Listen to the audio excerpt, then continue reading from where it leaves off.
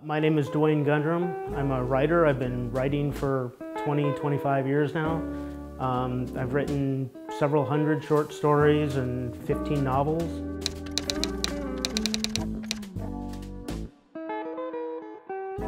For story writing, obviously you need to have a story, which is I like to consider a narrative. I think of it more like the idea of planting a tree from the very beginning. You have a seed that you put into the ground, you nurture it, and you keep adding more and more to it until you have something that grows out of the ground and builds into the story itself. There's lots of different elements that make up that story, such as dialogue. You have to have really good dialogue in order to keep your story going. You have to have something that's going on, and I don't mean just the plot element itself, but you have to have something that the characters in that story care about. If they don't care about it, you're really not going to go anywhere with your story. And not only that, it needs to be bigger than they are. And an important thing about characters themselves is not only do you just need, really interesting people like all sorts of different characters we've seen throughout history, but they need to change in the story as well. Because the idea of having a character in your story is nice, but if they don't learn anything from it, they don't do anything that's significant that changes their lives, then you really haven't done anything with your story to begin with. Your plot itself comes to somebody who's living their life normally.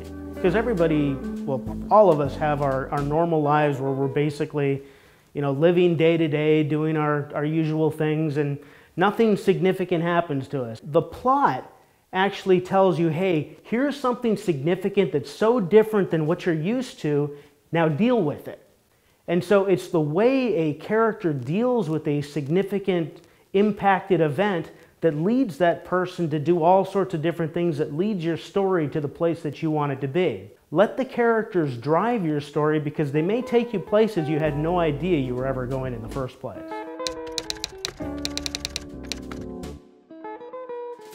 Some things that are needed, you need an introduction to your story that kind of leads people into what's going on. It could be some major event that happens that even the main characters have no connection to.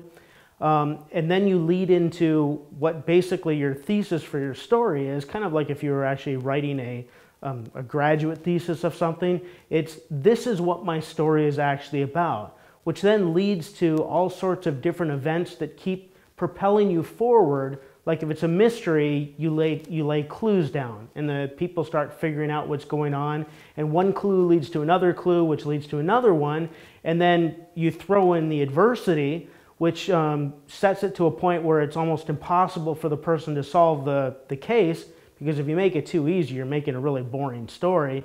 And then by the time you're done, you have your conclusion where somebody who is led through all of these different, travails and tribulations finally comes to a point where they have to do something so significant, and like I said before, it changes them, which is part of their character development throughout the story that leads to your final conclusion to say, hey, this is the great moment we've all been waiting for, and you may not have expected it to be this way, but this concludes your story.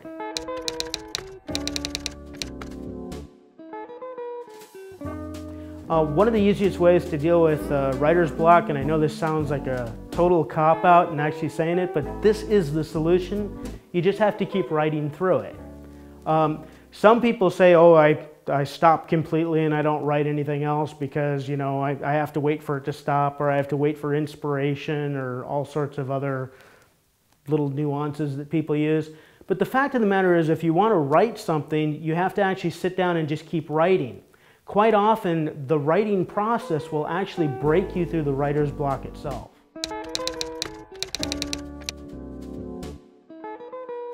The whole idea of drawing on caves has been, mankind's ability to start communicating, hey, let me tell you about the story that happened where I was being chased by these particular animals that wanted to eat our family, and so let me draw these pictures on here to show you what actually happened. So not only can I entertain people, but I can explain to all of my kids that if you see something that big coming after you, you better run. And so that's what my story actually tells there. we've been telling stories pretty much since we've been able to actually write. The Epic of Gilgamesh, which I mean goes way back to the very beginning of time, that was all basically a story of brothers, you know, and that story of brothers continues on until you talk about Romulus and Remus. You know, we've got the Aeneid and all of these different stories that told narrative elements of why people do certain things. When we tried to explain the world itself, we explained it through gods having different fights with each other.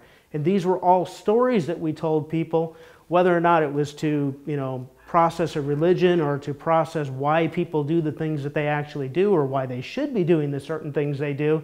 We told it through story. And we've been telling it that way ever since.